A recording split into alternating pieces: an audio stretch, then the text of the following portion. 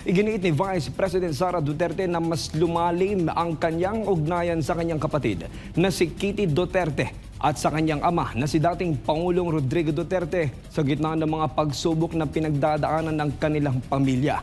Pinasalamatan din ni VP Sara si Pangulong Ferdinand Bongbong Marcos Jr. Alamin kung bakit sa report ni Anton Cero. Ibinahagi ni Vice President Sara Duterte ang kanyang pasasalamat kay Pangulong Ferdinand Marcos Jr. dahil sa hindi inaasahang pagkakataon na nagbigay daan sa kanilang pagkakaayos ng kanyang ama, si dating Pangulong Rodrigo Duterte.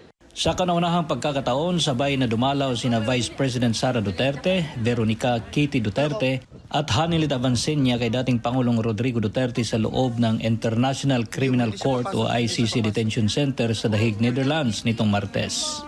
But we're happy that they gave us extra time to make up for the time we lost for some things that happened inside. I believe he's happy because Kitty and I were there, and then we talked about her boyfriend.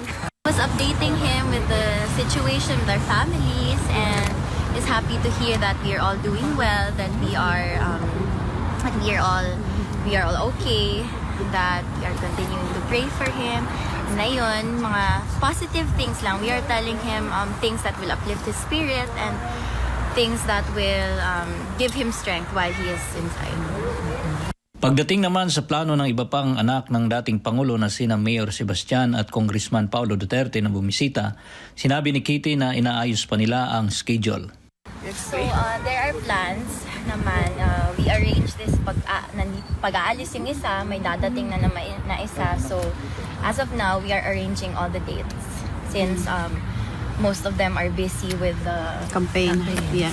Sa kabila ng pagsubok na pinagdaanan ng kanilang pamilya, sinabi ni VP Sara na nagkaroon siya ng mas malalim na ugnayan kay Kitty Duterte. I'm blessed because I gained a sister with what happened to me after the attacks, the confidential funds attacks, the impeachment, and we have a relationship now. I have a relationship with Kitty, and I'm happy now. Pinasalamatan din niya si Marcos Jr. dahil niya nagkaroon ng pagkakataon para sa pagpapatawad sa pagitan niya at ng kanyang ama. I'm happy as well, and this really is ironic, but I have to thank Bongbong Marcos because there was forgiveness between me and PRD for all that has happened in our lives, and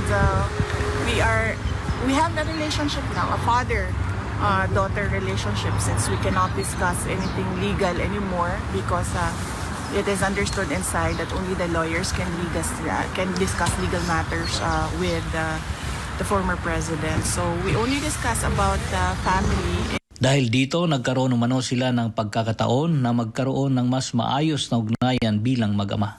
Ito na niya ang pinakamahabang pag-uusap nila ni dating Pangulong Duterte dahil habang siya'y lumalaki ay busy ang dating Pangulo sa kanyang trabaho.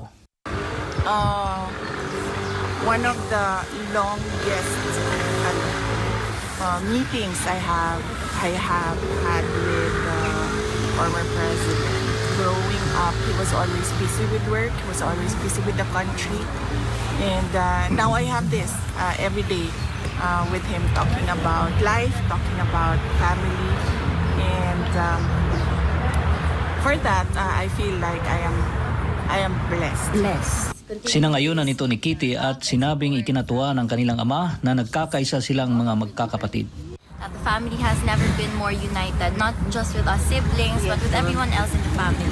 So he's happy to hear that, and not just us, sa mga supporters.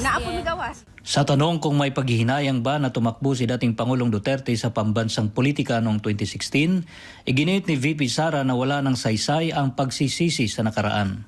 I really believe that it's futile to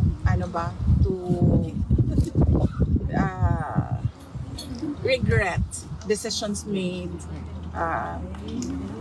in the past, because I believe that everything happens for a reason. Whatever it is that happened in the past, I think we should just learn from it and then move forward. Tungkol naman sa tanong kung sinisisi ba siya ng kanyang ama sa naging tandem niya kay Marcos Jr. ng halalan, sinabi ni VP Sara na hindi kailanman ito nagbitaw ng anumang salita tungkol dito.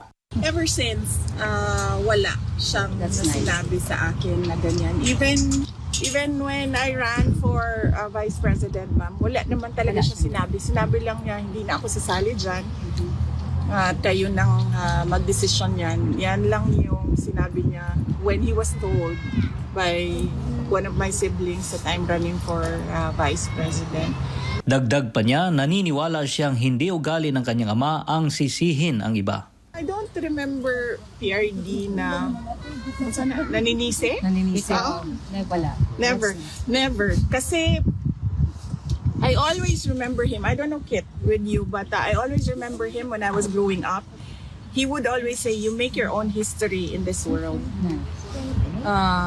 So you always answer to your decisions. So I think that is his philosophy as well. So he doesn't blame anyone with what happened.